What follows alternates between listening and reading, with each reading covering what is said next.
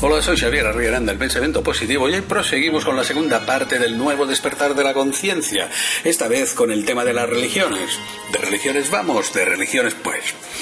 La vida es una constante transformación, evolucionar y adaptarse. Todo cambia. Como dijo aquel, antes los culos iban dentro de las bragas y ahora son las bragas las que en muchos casos van dentro de los culos. Y no pasa nada. Y bien bonito que es. Esto sobraba, ¿verdad? Ya. Desde que tenemos constancia, las diferentes culturas humanas han ido adoptando sistemas de creencias relacionados con todo aquello que está más allá de su comprensión, desde la armónica interrelación con la naturaleza hasta las más fanáticas y brutales obediencias a credos e ídolos. El diccionario define la religión como el complejo de relaciones que unen el hombre a Dios y los deberes que de ellos se derivan. Todo lo que no podían explicar y que les angustiaba anímicamente fue transferido a la idea de un ser supremo generador de todo, al cual poder acudir en auxilio, pero al que deberían obedecer y rendir cuentas a cambio. Las religiones como tal aparecen con las civilizaciones, más concretamente con las jerarquías que las gobernaban. Si existía o no Dios, primero tenía que pasar el filtro de quienes ostentaban el poder, que eran quienes intermediaban en exclusiva con los dioses, y nos queda claro por la abundante información que nos ha dejado la arqueología. En referencia a civilización y religión, los textos más antiguos que conocemos son las famosas tablillas sumerias llamadas Anunnaki. Son más de 20.000 tablillas de arcilla en la primitiva escritura cuneiforme, con incisiones en forma de cuña, descubiertas hace más de un siglo.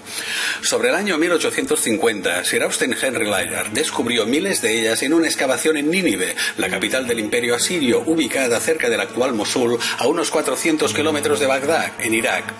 Las tablillas están datadas entre 6.000 y 4.000 años de antigüedad, por lo cual pertenecen al periodo del primer imperio conocido, el sumerio, el origen oficial de todas las civilizaciones. El término Anunnaki no se refiere a una raza o especie, sino que es una definición. Los escribas de las tablillas llamaban a sus dioses o seres gobernantes los Anunnaki, los hijos de Anu, dios del cielo, cuya traducción es cielo, y su hermana Ki, la tierra, y su significado más aceptado sería aquellos que del cielo a la tierra vinieron. Esta frase es la idea central de todo el revuelo que genera el tema Anunnaki. Las tablillas, entre otras muchas cosas, describen el sistema solar con las posiciones, órbitas y tamaños de los planetas con relativa precisión, tanto que algunos planetas tuvieron que esperar a ser descubiertos en el siglo XX, posteriormente a la aparición de las tablillas en el siglo XIX. Estos conocimientos han sido suprimidos de la educación oficial. Es evidente el motivo. La ciencia oficial no tiene manera de explicar cómo, habiendo descubierto, por ejemplo, Urano hace menos de 3 siglos, en 1781, podrían conocerlos con tal detalle hace 5.000 años. Ni modo. No pretendo hacer una relación cronológica y detallada, no quiero aburrirte. Además, eso quedaría en el campo de la especulación interesada. Tampoco espero que creas mis palabras sin más, solo expongo esta información contrastada para que, de desearlo, pienses en ello y hagas uso del sentido común. No me dirás que no soy un tío guay. En resumen, esas tablillas narran que hace unos 450.000 años vinieron de las estrellas unos seres de aspecto reptiloide, tecnológicamente muy avanzados, que nos colonizaron y nos crearon para su servicio, cruzando genéticamente su propio ADN con los homínidos primitivos. En realidad, los escritos de las tablillas solo sugieren inseminaciones de óvulos, todo lo demás son añadidos o interpretaciones. Estos escritos, que son la base del resto de religiones posteriores, no hablan de dioses, sino de seres superiores gobernantes. Los Anunnaki eran los hijos de Anu, el dios del cielo, y que con sus hijos, hermanastros, Enki, dios de la tierra, y Enlil, dios del aire y los vientos, formaron la primera trinidad divina de la historia. Los dos hermanastros fueron los que vinieron a la tierra. Muchos son los expertos, incluidos teólogos, que ven en los escritos sumerios el origen de, por ejemplo, los relatos bíblicos, desde la creación, Adán y Eva, el ángel caído, Caín y Abel, el jardín del Edén, el diluvio universal, Noé o la torre de Babel, siendo estos copias de otras culturas, a su vez recopiladas de conocimientos anteriores y que retrocediendo en el tiempo nos llevan invariablemente hasta el origen conocido, los extensos relatos cuneiformes de la antigua civilización sumeria.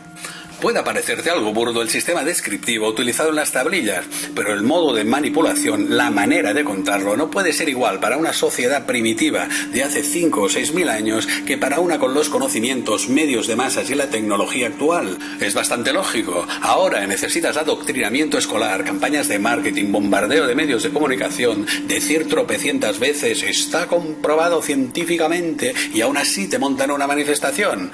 En cambio, a los indios nativos de la conquista española y solo 500 años atrás bastaba con regalarles unas cuentas de colores y unos abalorios y pegarles 4 arcabuzazos y rematarlos por si acaso, claro.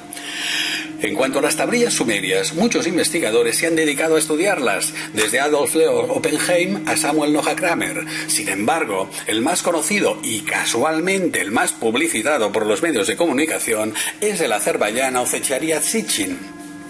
Sitchin fue un gran erudito, pero que incluyó varias falsedades sobre las tablillas.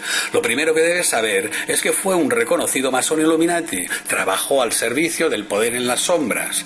Como agente desinformador, gran parte de sus libros, al menos 5, fueron editados por Beer & Company, famosa editorial auspiciadora, entre otras, de la inconsistente teoría pleiadiana. Hay que decir que lo del pleiadiano comandante Astar Seran, míralo, tiene su miga. Es como una mezcla del arcángel Gabriel y de David Bowie con el vestuario de Torrente. Es de traca total. Y mantuvo contactos con la jerarquía jesuita Illuminati. Incluso hay abundante información sobre su estrecha relación con Monseñor Corrado Balducci, portavoz oficial vaticano de las teorías extraterrestres. Sí, lo has oído bien. Un miembro de la Curia Vaticana, el órgano superior del gobierno de la Santa Sede, impulsor y colaborador. Algunas voces indican incluso que instigador en la sombra de investigaciones y divulgación sobre vida extraterrestre. Vivir para ver. Aunque la obra de Sitchin es profusa y quizá la más completa sobre los textos sumerios, una parte de ella está literalmente fabulada, como el libro perdido de Enki. Su trabajo contiene constantes trazos de invención novelesca, cuyo máximo exponente es su famoso planeta Nibiru, del que procederían los Anunnaki y que atravesaría el sistema solar cada 3.600 años. Lo cierto es que en ningún lugar es citado en las tablillas, no se habla de él, solo hacen referencia al planeta Neferu, que podría ser Júpiter o Mercurio, el mismo que para los egipcios era Venus. La motivación es evidente. Para el advenimiento del nuevo orden mundial, un solo gobierno, una sola moneda, una sola religión, se necesitará crear el clima para la llegada de un nuevo Mesías, y el supuesto retorno cíclico del planeta por su órbita elíptica vendría como anillo al dedo. Enlaza a la perfección con el proyecto Blue Beam, que aparte de destrucciones y descubrimientos arqueológicos y telepatía por tecnología electrónica, conlleva apariciones holográficas extraterrestres y fenómenos sobrenaturales alienígenas. Todo ello para dar razón al advenimiento de la nueva creencia o religión. No creas que son fantasías de ciencia ficción. La tecnología para hacerlo hace mucho que existe, y ligándolo con la vuelta del planeta Nibiru, el espectáculo estaría servido. No te extrañes, ya montaron un circo parecido hace unos 2000 años y aún está en pleno rendimiento. Más adelante hablaremos de ello. Otra invención de Sitchin fue la del oro. Según él, los Anunnaki vinieron en busca de oro, elemento necesario para proteger la dañada atmósfera de Nibiru, y para ello excavaron minas, primero por los propios Anunnaki, pero después de diversos problemas decidieron crear por manipulación genética en hembras homínidas trabajadores esclavo, los Lulu. Estos serían nuestros antepasados según la versión de Sitchin. Otra vez es falso. En los textos nunca se habla ni de búsqueda de oro, ni de minas, ni de mineros, ni de Nibiru y su supuesta atmósfera, como ya hemos visto. Lo único parecido sobre grandes obras en las tablillas trata de excavaciones en los ríos Tigris y Éufrates para cambiar su curso. Y otra vez podemos ver claramente la finalidad del intento de manipulación: desviar la atención sobre el verdadero motivo de su llegada y de que sigan aquí, nosotros. Es nuestra energía, las emociones que generamos, lo que les trajo y sobre todo el fundamento para crear el Matrix, servirles de sustento energético, ser su alimento. Curiosamente, algo muy parecido venían a decir los antiguos toltecas.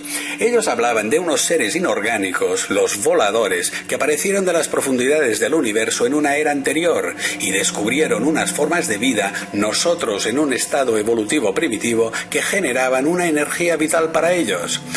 Estos voladores quedaron desde entonces entre nosotros, metabolizando nuestra energía vibracional, alimentándose de nuestras emociones.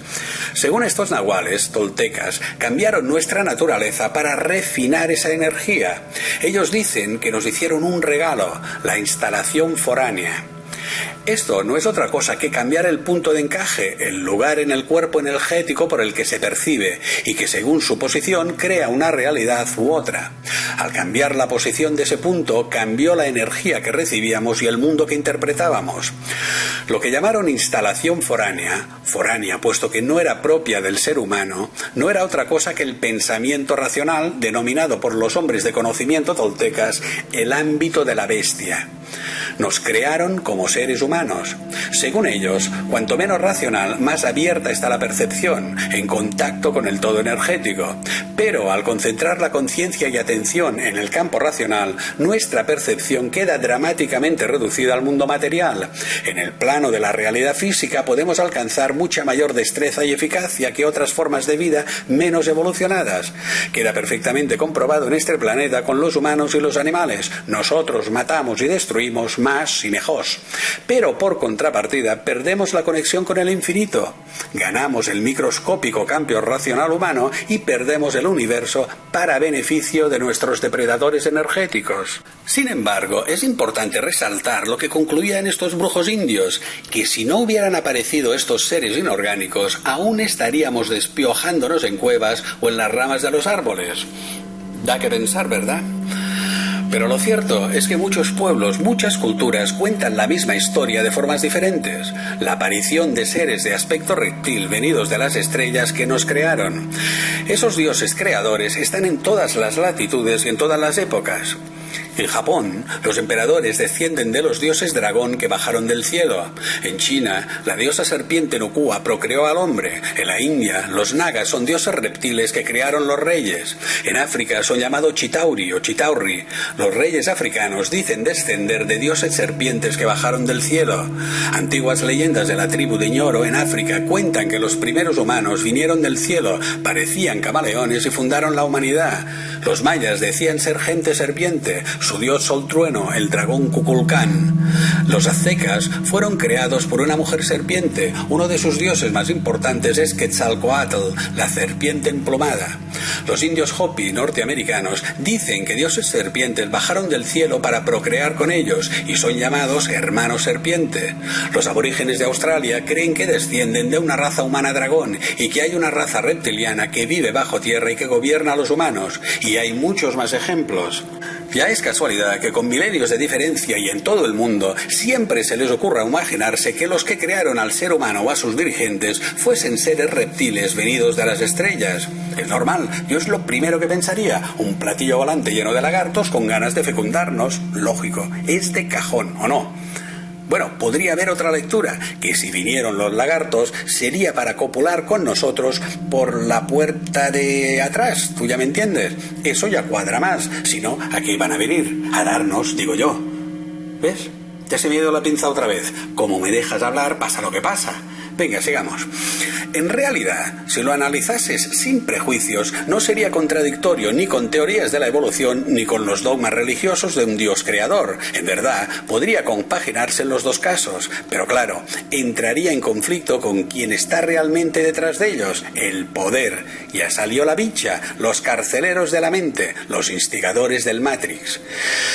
Siguiendo con las tablillas Anunnaki, su información convertida en mitos, entrelazada con las creencias del cazador-recolector que vimos en el anterior vídeo, formaron el armazón de las religiones que irían apareciendo durante los milenios siguientes.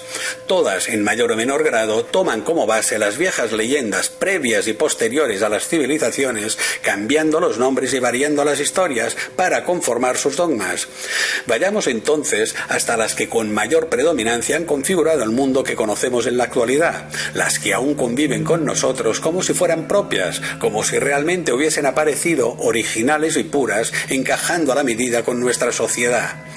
Las tres grandes religiones monoteístas, el judaísmo, cristianismo e islamismo, tienen el mismo origen. Son las llamadas religiones abrahámicas o del libro. El judaísmo, la más longeva, se basa en el Tanaj, 39 libros cuyo eje central son los 5 libros sagrados denominados la Torá.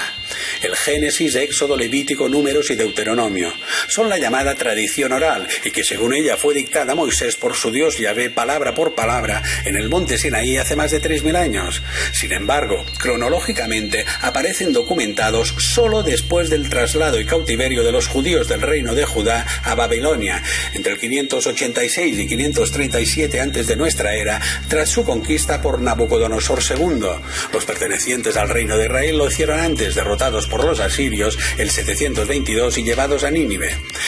Es común reconocer que fueron los levitas, los descendientes de la tribu de Levi, que por designio divino formaban la casta sacerdotal judía, los creadores materiales de los 5 libros sagrados, basados en mitos y creencias de sus conquistadores durante su cautiverio, mitos que nos retraen una vez más a las tablillas Anunnaki sumerias. Siempre acabamos volviendo al misterioso origen común sumerio. Según el director del Instituto de Arqueología de la Universidad de Tel Aviv, el arqueólogo Israel Finkelstein, nada sospechoso de ser antijudío o conspiranoico, los datos de los textos sagrados no son fiables. Desde Abraham, trasladándose con camellos cuando aún no habían sido domesticados, la caída de Jericó cuando no existía, hasta ciudades filisteas antes del surgimiento de los filisteos, o copias de otros textos más antiguos, Moisés salvado de las aguas del relato del rey Sargón I de Asiria, Sargón de Akkad, la creación del hombre del poema babilónico Enuma Elish o el diluvio universal del poema de Gilgamesh sumerio. Sus conocimientos y evidencias arqueológicas le llevan a la conclusión de que los libros sagrados son obra de la imaginación y no corresponden a casi ningún hecho histórico demostrable. En una entrevista para el diario argentino La Nación, el 25 de enero del 2006, llega a afirmar que el Éxodo no existió. Recordemos que se trata de una autoridad arqueológica de Israel. Posteriormente, la Mishnah y el Talmud, el otro cuerpo de textos canónicos hebreos, son recolecciones e interpretaciones posteriores de los textos sagrados hechos por amorreos, rabinos y eruditos. Por su parte, el cristianismo como tal lo crea el Imperio Romano por medio del emperador bizantino Constantino I el Grande, el siglo IV de nuestra era. Fue una estratagema política para, entre otros motivos, neutralizar a las diversas ramas, principalmente arrianas y gnósticas, continuadoras de la secta judía esenia, potencialmente peligrosa para el poder instituido. Hay quienes incluso dicen que los verdaderos creadores, por ejemplo, de los manuscritos del Mar Muerto, fueron en realidad los saduceos. Bueno, fuesen quienes fuesen los que expandieron en origen esos conocimientos, al parecer eran muy molestos. Antes que nada, puntualicemos algo. Lo cierto es que para muchas de las sectas existentes en ese momento, Cristo era la primera criatura creada por Dios de la que provenía el resto de la humanidad. Para otras, el nombre que se daba a sus profetas. Y para otras más, el elegido que traería el nuevo reino de Dios, el Mesías. Además, Cristo, interpretado como ungido o elegido de Dios, es una acepción empleada prolíficamente a lo largo de los tiempos por diversas religiones, aunque con distinta etimología. Es, por así decirlo, una definición común, no exclusiva del cristianismo. Prosigamos. Las razones para entender la Iglesia Católica hay que verlas en su contexto histórico. Érase una vez que tras un convulso siglo III, con guerras civiles, crisis económicas, pandemias y revueltas, el emperador Diocleciano creó un complicado sistema de gobierno, la tetrarquía, con 2 Augustos y 2 Césares. Los emperadores mayores eran los Augustos y los menores los Césares, que sucederían a los Augustos, un lío romano. A principios del siglo IV quedaron divididos en Imperio Romano de Occidente y de Oriente, con capital en Roma y en Bizancio. Cuando abdicó Diocleciano, el año 305, dejó a 7 posibles pretendientes al título de Augusto: Maximiano, Galerio, Constantino, Magencio, Maximodaya y Licinio, junto a Domicio Alejandro, que lo intentó en África. Un periodo de casi 20 años de sangre y guerras civiles esperaba. Para no complicarnos, después de sacarles los ojos entre ellos, el más hábil y astuto ganó terreno. Este no fue otro que Constantino. En un primer momento fue coronado Augusto el año 306, en la Britania romana, por las tropas del general Croco, después de la muerte de su padre, Constancio Cloro. Aunque el resto, o mejor, los que iban quedando vivos, no se quedaban cortos. Era como la matanza de Texas, pero a lo bestia. El maquiavélico Constantino vio claramente que para mantener su poder necesitaba la unidad del imperio, y no solo política, sino también religiosa. Por tanto, las sectas cristianas fueron legalizadas, o más bien toleradas, con el fin de atraerlas para sí. Primero por el edicto de Nicomedia en el año 311, pero firmado por Licinio y Galerio, que se le adelantaron sagazmente, y por el edicto de Milán en el 313 por Constantino, pero en este caso para ganar mayores apoyos junto con el resto de religiones. No te preocupes si te parece complicado, es como la selección natural, comes o te comen. Civilización en estado puro. Era como ahora, 4 sinvergüenzas de mierda intentando engañar a la gente para su beneficio. Los edictos de tolerancia, con su libertad de culto, espolearon el ánimo de revancha de las sectas, llegando a generar graves desmanes y revueltas. Fueron especialmente virulentas y sanguinarias las persecuciones de los cristianos más fanatizados sobre otras religiones, incluidos otros grupos cristianos, a partir del Concilio de Ancira del 314. La venganza no tiene colores, y las víctimas se convirtieron en verdugos, ya no abandonarían su papel. Más adelante, y por casi 2 milenios, la jerarquía católica dará un ejemplo implacable de intolerancia y crueldad. En ese momento, Constantino comprende que necesita unirlos a todos para su causa, y esta no era otra que el control absoluto del imperio, y para ello precisa unidad. Necesita conseguir que no solo los cristianos, sino todas las religiones y después los ciudadanos deban obediencia a un solo Dios y por ende a un solo emperador. Es Constantino quien utiliza por primera vez el término católico en una carta al procónsul de África, Anulino, del año 313, y en el que cita literalmente católica iglesia. Proviene del adverbio griego katolou, en general, y que venía a significar universalmente reconocida. A partir del año 313, los líderes y sus facciones quedan delimitados a Licinio en Oriente y Constantino en Occidente.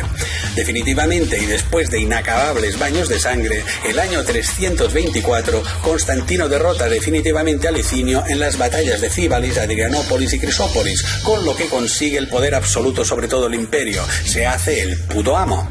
En ese momento ya era evidente la supremacía del Imperio Romano de Oriente, o bizantino, frente al declive del de Occidente o de Roma, por lo que Constantino trasladó la capital de Roma a Bizancio, la actual Estambul, y la renombró como Nea Roma Constantinópolis, o Nueva Roma de Constantino. Posteriormente, y en su honor, fue llamada Constantinopla o Constantinópolis. También con su victoria, volvió a unificar los dos imperios, aunque solo duró desde el año 324, después de la victoria sobre Licinio, hasta la muerte de Teodosio I en el año 395. Y entonces inicia su postergado plan de unificación religiosa. Fue en el Concilio de Nicea del año 325, ciudad de la Anatolia turca, actualmente Iznik, sede del Palacio de Verano Imperial, donde se creará e instituirá legalmente la nueva Iglesia cristiana, que se llamará Católica Apostólica en el primer Concilio Ecuménico Universal. La parte del concilio en sí prefiero obviarla, porque el relato del mismo resultaría demasiado sensacionalista y escabroso, un auténtico pufo amañado por los poderosos, sin ánimo de ofender a nadie. Para comprender la relación de poderes, baste decir que el emperador ejerció durante el mismo como Pontifex Maximus, o sea, sumo pontífice, más claro, agua. En Nicea se darán forma y unificarán toda una serie de mitos y creencias anteriores, una amalgama artificial para el control político, resumida en el credo niceno, por cierto redactado en griego y no en latín. Pero Constantino nunca abrazó la religión cristiana, que no existía hasta entonces tal como la conocemos, sino todo lo contrario, la creó como arma política. Él siempre mantuvo su fidelidad a una mezcla de mitraísmo, una derivación del culto indoario a Mitra, con la adoración al Sol Invictus, el mito solar de nuevo, que hacía del emperador el Pontifex Solex Invicti, tanto que él mismo no se bautizó sino hasta que estuvo en el lecho de muerte el año 337, y fue un obispo arriano, no católico, Eusebio de Nicomedia, quien lo hizo, con lo cual no fue en el reciente catolicismo apostólico, sabedor mejor que nadie como principal promotor que la nueva religión era una invención consensuada por las élites de su época de credos más remotos. En justicia fue Teodosio quien más tarde declaró el cristianismo como única religión oficial del Imperio Romano con el Edicto de Tesalónica el año 380, pero la autoría de su credo creación debe reconocerse a Constantino, y lo hizo tan bien que al cabo del tiempo una religión de Estado acabó convirtiéndose en Estado, la Santa Sede. A partir del cambio de capital, algunas familias patricias romanas, nobles, iniciaron la recuperación del poder perdido infiltrándose en la incipiente clase religiosa, el alto clero, la nueva nobleza. Con el paso del tiempo acabarían siendo las élites de la Santa Sede, ubicada en la Ciudad del Vaticano, aunque su recorrido como ente legal independiente empieza al año 752 bajo el papado de Esteban II con los estados pontificios. Bueno, para quitar un poco de hierro y como curiosidad te contaré que los arrianos eran una secta que, entre otros dogmas, no aceptaban la absoluta divinidad de Cristo. Para ellos, Cristo no era Dios, solo su Hijo. Vamos, una cuestión de galones. Y al ser un peligro para el poder establecido, sus tesis acabaron perdiendo, considerados herejes y finalmente perseguidos. Y precisamente de ahí proviene la frase, y se armó la de Dios es Cristo. Fíjate si viene de atrás. No intento burlarme de las creencias religiosas de nadie en absoluto. Si la religión sirve para que un ser humano sea mejor persona sin violentar a sus semejantes, debe ser respetada como cualquier otra idea. Solo intento poner en el camino de quien así lo desee información para su completa comprensión. No pretendo imponer ideas, solo doy datos. Lo que hagas con ellos ya no forma parte de mi realidad. Los dogmas para la nueva religión se circunscribieron a unos textos agrupados en lo que se llamó Biblia, que significa libros en griego. La primera parte de la Biblia es el llamado Antiguo Testamento y está formado, al igual que la Tanaj hebraica, por los libros de profetas e historia divina y por los 5 libros sagrados judíos, el Génesis, Éxodo, Levítico, Números y Deuteronomio, aunque los cristianos lo pasaron a llamar Pentateuco, exactamente la misma palabra de Dios que el judaísmo llama la Torá. Y para crear el armazón de la nueva religión se utilizaron escritos que hablaban de un profeta llamado Jesús de Nazaret. Te preguntarás ¿por qué? Muy sencillo. Los judíos creían en un Mesías Salvador que vendría a liberarlos y a ser el rey del nuevo Israel, en base a profecías de sus textos sagrados, y de ellos derivaban la mayoría de sectas de la época. Con Jesús mataban 2 pájaros de un tiro. En primer lugar, eliminaban la creencia en una revuelta contra Roma, puesto que ese Mesías, ahora llamado Jesús, ya habría existido. Y por otro lado, unificaban a un Dios elaborado a su medida. Una apuesta astuta y brillante, verdaderamente una jugada maestra. Estos escritos eran en realidad copias, en muchos casos sin autentificar su autor u origen y en ninguno contrastada su veracidad histórica. Es importante señalar que solo hablan de él históricamente esos mismos textos, digamos cristianos, los evangelios. 3 historiadores se refieren a Cristo en el caso de Plinio el Joven en su carta al emperador Trajano entre los años 100 y 112, Cresto en el de Suetonio en la vida de Claudio del año 120 y Christus en el de Tácito en Anales del año 117 en cortas anotaciones. Y ninguno habla específicamente de la supuesta vida de Jesús del Salvador de Nazaret, sino de generalidades aplicables a cualquiera de los muchos profetas de esa época. Y fijémonos en que en todos los casos se hace entre los años 100 y 120 de nuestra era, muy lejos de los supuestos hechos, sin relación con su biografía y nunca en relatos de primera mano. Por otro lado, Flavio Josefo, historiador judío del siglo I, escribió 2 pequeños párrafos dedicados, entre otros, a, cito, Santiago, hermano de Jesús, quien era llamado Cristo, en antigüedades judías de entre los años 93 y 94, conocidos como el Testimonio Flaviano. Pero son considerados por la mayoría de investigadores independientes como crónicas falsas o, más indulgentemente, interpretaciones de otros sucesos. Agravando su falta de credibilidad, hay que destacar su necesidad de congraciarse con sus benefactores romanos después de haber sido perdonado en el año 69 por ser uno de los caudillos de la sublevación judía del año 66. Hablar de un hijo de Dios herético para la ortodoxia hebrea que no acepta a Jesús como Mesías, puesto que el verdadero aún ha de venir, era una traición a los judíos que así lo consideraron y un acto de servilismo a Roma. De hecho, ya los había traicionado durante el asedio de Jerusalén del año 70, arengándoles a rendirse enviado por los romanos. Lamer la mano que te da de comer. En cuanto a las fuentes propiamente cristianas, el documento más antiguo que se conoce, que habla sobre la vida de Jesús de Nazaret, es conocido como papiro el P52, descubierto en 1920 y guardado en la biblioteca John Rylands de Manchester.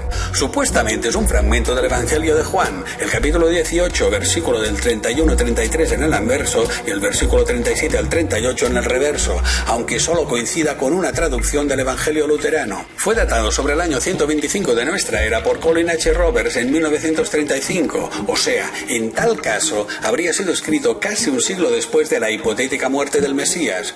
Pero los métodos de datación por paleografía, filología y deducción se demostraron tan inexactos y poco objetivos que el mismo Roberts declaró sus dudas sobre el posible error de formulación. Y claro, nunca ha sido expuesto al carbono 14, lo que solucionaría su datación que por lógica sería mucho más tardía.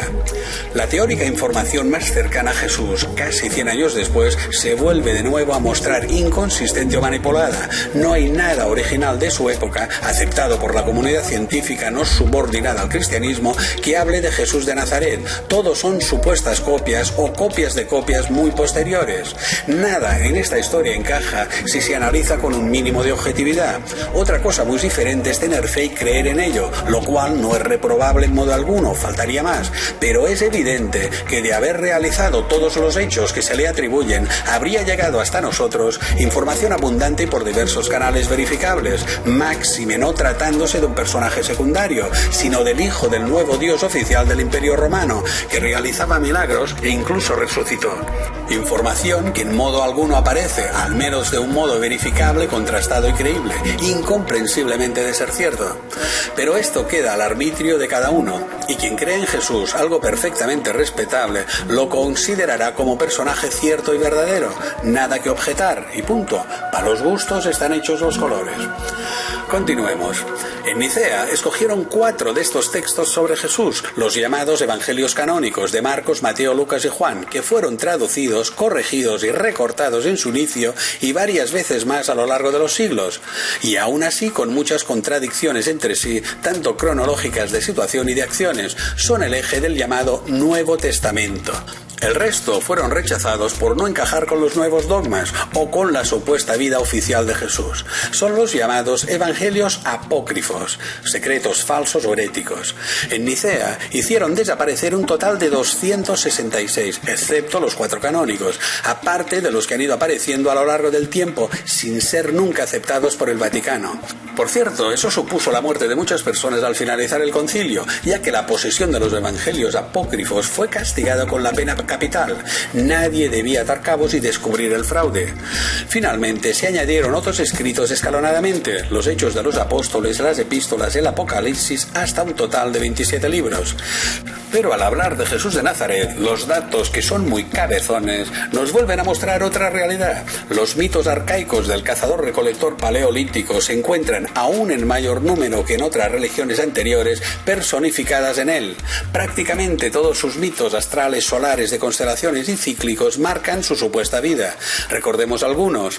Jesús nace de una virgen, la madre tierra que germina en la constelación de Virgo, el 25 de diciembre, el momento en que después de encontrarse en su punto más bajo en el horizonte, el solsticio de invierno el día 21, empieza de nuevo a ascender a los cielos, renace sobre el firmamento como vimos en el vídeo anterior. Una estrella marca el lugar de su nacimiento y es seguida por 3 reyes o sabios o astrólogos orientales según la fuente bíblica o la traducción, Sirius y las 3 estrellas del cinturón de Orión, y cuya trayectoria señala con bastante aproximación el orto o lugar por donde sale el sol, el dios solar, el 25 de diciembre. La constelación de Virgo tiene su estrella más brillante en espiga o espica, Virginis, y está representada por una doncella con 2 gavillas de trigo y una palma en su mano derecha. Representa la cosecha, la gestación que germina de la tierra, como ya hemos explicado. Su nombre proviene de la espiga de grano de trigo, en latín Spica Virginis, de ahí el mito de la Virgen, la espiga que nace de modo mágico de la madre tierra en primavera, mientras en el cielo está visible la constelación de Virgo. En astrología se llamaba las constelaciones zodiacales de modo genérico como la casa de, y el nombre de la misma. Por eso a la casa zodiacal de Virgo se la conoce por el trigo como la casa del pan. Pues bien, en la lengua semita hebrea que se hablaba en la Palestina de la época, Belén, Betlehem, significa literalmente la casa del pan. Y más aún, en la época de Jesús no hay constancia ni referencias arqueológicas o documentales en censos de la existencia de Belén, excepto la de los propios textos bíblicos muy posteriores que ya hemos visto que no pueden ser considerados fiables, amén de que hablan, según las referencias, de dos Belén diferentes, el de Judá y el de Zabulón. Fue posteriormente cuando un asentamiento cercano a la aldea de Efrata, que curiosamente significa fructífera o campo fecundo por la fertilidad de la región, de nuevo el mito, pasó a llamarse Belén. En el lugar se erigió la iglesia de Santa María de la Natividad, ordenada por el mismo emperador Constantino, instigador de la nueva religión, aproximadamente sobre el año 330 de nuestra era, poco después del Concilio de Nicea. Incluso la aparición de un sello de 1,5 centímetros con el supuesto nombre de Bethlehem, cuya traducción sería Betlehem del siglo VII u VIII antes de nuestra era, en 2012, se ha demostrado falsa. El error de traducción se encuentra en la primera letra de la segunda línea de las 3 que contiene, que en lugar de la propuesta inicialmente como Belén, pasa a ser hija de la. Para que no quepa dudas sobre la inexistencia de Belén, el director de la excavación, Eli Sucrón, en nombre de la Autoridad de Antigüedades de Israel, declaró en un primer momento ante el descubrimiento: esta es la primera vez que el nombre de Belén aparece fuera de la Biblia, lo que demuestra de hecho que Belén era una ciudad del reino de Judá. Ahora hay una prueba de que esa ciudad existió y no se trataba solo de una leyenda. Queda claro que para los historiadores y arqueólogos nunca hubo evidencias de la existencia del Belén de Jesús. El interés por encontrar restos arqueológicos bíblicos en lugares disputados con los palestinos por parte del Estado de Israel es evidente. Así puede legitimizar su ocupación y apropiación, contando además con el apoyo del Vaticano, puesto que también refuerza sus dogmas, se juntan el hambre y las ganas de comer. La manipulación mediática se muestra demasiado burda. Es abrumadora la evidencia de que la irrupción de Belén fue para hacerla coincidir con las profecías de Miqueas hechas en el siglo VIII antes de nuestra era, que hablaban de una Belén Efrata de la que nacería el Mesías, que en realidad se referían a una saga familiar, no a un lugar, al igual que en lo que atañe al nacimiento del rey David. Podemos verlo claramente, por ejemplo, en el primer libro de Crónicas del Antiguo Testamento, en el capítulo 2, versículos 50, 51 y 54. Profecías más tarde aceptadas como válidas en los evangelios de Lucas y Mateo, que por cierto se contradicen en varios puntos, con lo cual más adelante habría que darles verosimilitud, hacerlas reales, crear una aldea de nombre Belén. Tampoco olvidemos que algo parecido ocurre con Nazaret, pero ya nos alargaríamos mucho. Virgo, casa del pan, fertilidad, Efrata, Belén. El misterio se basa en profecías y en mitos de fertilidad. Cuando indicaban el lugar del nacimiento de Jesús de Nazaret, no se referían a un sitio en la tierra, sino entre las estrellas, en la constelación de Virgo. Prosiguiendo con las similitudes, Jesús tiene 12 seguidores, apóstoles, con los que realiza milagros. El Sol viaja en su periplo anual por el cielo, la traslación con 12 compañeros, las 12 constelaciones zodiacales, y en ese viaje va realizando maravillas, las lluvias primaverales y la floración, o las cosechas, según la época, y sus estaciones coincidentes con las constelaciones. Podríamos continuar, pero con su nacimiento, muerte y resurrección al tercer día, que ya vimos en el primer vídeo, vemos claramente la repetición de creencias arcaicas utilizadas por los humanos desde incluso antes que las civilizaciones. Pero cuando entramos en el Antiguo Testamento, especialmente la Torá o Pentateuco anteriores a Jesús, nos encontramos con mitos posteriores a los cazadores-recolectores, recopilados de otras religiones, principalmente egipcias, y que son reinterpretaciones de los escritos sumerios. En el libro de los muertos del Antiguo Egipto, el Reunupertemru, el libro de lo que vendrá algún día, hallamos en el ritual del pesaje del corazón el sortilegio 125, extraído del famoso papiro Ani, guardado en el Museo Británico.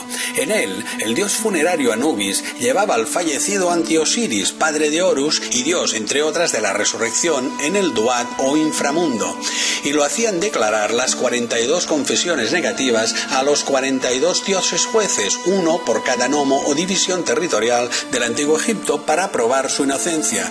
Escucha alguna de ellas. Por ejemplo, la segunda: oh, quien abraza la llama que viene del Kerajá, no he robado. O la cuarta: oh, tragadora de la sombra que viene de Kernet, no he asesinado. O la octava: oh, la furibunda que avanza y retrocede, no he mentido. Y así, de entre las 42, hasta en 10 de las mismas encontramos semejanzas que nos son muy conocidas. Los 10 mandamientos del decálogo judío y posteriormente cristiano están copiados del libro de los muertos egipcios, eliminando la deidad a la que se invoca y cambiando la negación en pretérito perfecto por futuro de indicativo: no he robado por no robarás. El Padre Nuestro bíblico es otro ejemplo. Aparte de las diferentes formas utilizadas entre los dos supuestos evangelistas que lo citan, parece que Lucas se inspiró en Mateo, o sea, copias de copias de copias. Pero como casi siempre, encontramos una oración similar egipcia muy anterior, la oración del ciego, también en el papiro de Ani antes mencionado. Malintencionadamente, desde círculos mediáticos fundamentalistas, se intenta confundirlo con las máximas de Ani del papiro Bulaq 21 y que se encuentra en el Museo Bulaq del Cairo, comparando su himno a Atón con una oración del libro de los muertos para después asumirlos como la inspiración y origen de la oración del ciego, evidentemente sin ningún sentido ni lógica, intentando confundir y falsear la evidencia. Además, si bien los dos papiros pertenecen al mismo escriba, Ani, por eso los nombres papiro de Ani y máximas de Ani no son el mismo papiro. El primero está en el Museo Británico y el segundo en el Cairo. Otro claro intento de manipulación. Nada en la Biblia es original, y con ello incluimos judaísmo y cristianismo. Todos son reelaboraciones de mitos y creencias que se han repetido por todas las culturas aparecidas desde los inicios. Tienes un pequeño recuerdo en el primer vídeo de la serie de los putos amos, historia de las élites financieras. Siguiendo con nuestra andadura, el Islam es la tercera religión abrahámica en aparecer. Su inicio se data en el año 622, en que el profeta Mohammed emprendió su exilio a Medina, periplo conocido en el Islam como la Égira. Esta es la fecha que marca el principio de la cronología musulmana. Sus libros sagrados son, al igual que en las anteriores, el Tauret, al-Taurat, que es la misma Torá judía o Pentateuco cristiano, o sea, el Génesis, Éxodo, Levítico, Números y Deuteronomios, el Zabur, ad-Zabur, que son los salmos del rey David, y el Injil, al-Injil, que son los evangelios cristianos base del Nuevo Testamento, pero su libro más importante es el Corán. Según los musulmanes, el arcángel Gabriel se lo reveló al profeta Mohammed, que los occidentales llamamos Mahoma, entre el año 610 y 632. Para ellos, Mohammed es el último y el más grande de todos los profetas, y como podemos comprobar, realizó el mismo proceso que en las anteriores religiones, reinterpretó los escritos sagrados judíos, preñados de mitos sumerios, por medio de revelaciones, al igual que el Talmud judío y el Nuevo Testamento cristiano. A Moisés dicen que se los reveló Yahvé, a Jesús el Dios Padre Donai y a Mohammed el Arcángel Gabriel, aunque el único que se ha podido demostrar históricamente real haya sido Mohammed.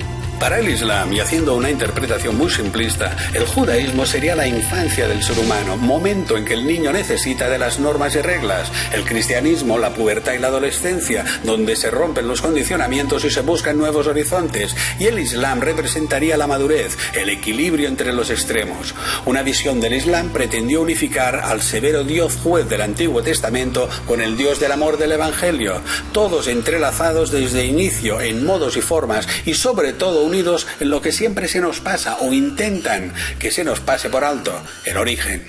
Todos provienen de unas creencias comunes, traspasados desde los originales principios sumerios, y parece increíble que teniendo las mismas raíces puedan haber estado y continuar enfrentados de una manera tan feroz. ¿Quieres saber por qué? Alucinarás pepinos o a cuadros. En el libro del Génesis, en el capítulo 17, Yahvé hace su famoso pacto abrahámico, el pacto con Abraham, el patriarca judío y también árabe. Yahvé le dice a Abraham: yo soy el Dios Todopoderoso, voy a hacer un pacto contigo, voy a hacer que tengas muchos descendientes, de ti nacerán muchas naciones y muchos de tus descendientes serán reyes. Este pacto que hago contigo, lo hago también con tus descendientes y no tendrá fin. Para los judíos, no sin cierta lógica, ellos eran ese pueblo elegido por Dios. Pero para los cristianos, Jesús, al ser judío, era descendiente del hijo primogénito de Abraham y su mujer Sara, Isaac. Y para los musulmanes, su profeta Mohammed, como árabe, era descendiente del hijo mayor de Abraham y de su sierva egipcia Agar, Ismael. La razón de tener el derecho a ser los portadores de la única verdad divina residía en que unos eran el pueblo elegido, otros los descendientes del primogénito legal y los otros los sucesores del hijo natural mayor. Por eso millones de personas se han asesinado y cometido atrocidades durante siglos. Normal. Y no hablemos del mismo Yahvé. Y aquí menos que nunca quisiera ofender a nadie, pero no podemos pasar por alto el monstruoso genocidio que nos relata el Antiguo Testamento. La recopilación de personas asesinadas por Yahvé o su pueblo por su mandato nos da la cantidad de 2.287.087 seres humanos exterminados. Y aquí no están contabilizados muchos casos como por ejemplo el diluvio universal, la séptima plaga de Egipto, la matanza de los primogénitos, el ahogamiento del ejército egipcio, la masacre de las 60 ciudades y muchos más, puesto que la Biblia en estos casos no da cifras y aproximadamente se multiplicarían por 10. Y la pregunta es evidente.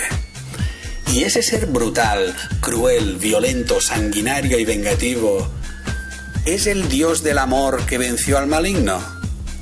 ¿De verdad? Muchos han querido ver en Yahvé, o Dios, o Alá, agazapado bajo sus disfraces al terrible Enlil de las tablillas Anunnaki sumerias. De hecho, se ha especulado mucho con la posible farsa de lo que las élites llaman historia y otros llamamos el Matrix. Si Enlil, el irascible y negativo, es Yahvé, quizá hayamos estado adorando a Satanás sin saberlo. No hay peor esclavo que el que no sabe que lo es, con lo cual estaríamos resonando en vibraciones bajas del miedo, el alimento energético de aquellos que del cielo a la tierra vinieron. Aunque esto debo reconocer que sí es especulación, pero dicho queda. Ahora ya puedes correrme a boinazos, por mí puedes tirar de la cadena. Como ya he sobrepasado el límite de tu paciencia, habrá que pasar al plan B. El plan B, cuyo origen se pierde en la noche de los tiempos, era conocido en círculos secretos de iniciados como el que viene después de la. Jeje, lo has entendido, ¿no? Si yo iba para mucha cosa, pero me fui estropeando por el camino. Lo que se ha perdido el mundo. En fin, ¿qué? Mejor me voy, ¿no? Vale. Te espero en el próximo vídeo del nuevo despertar de la conciencia. Soy Xavier Arriarán del pensamiento positivo, tú no, y a ser buenos.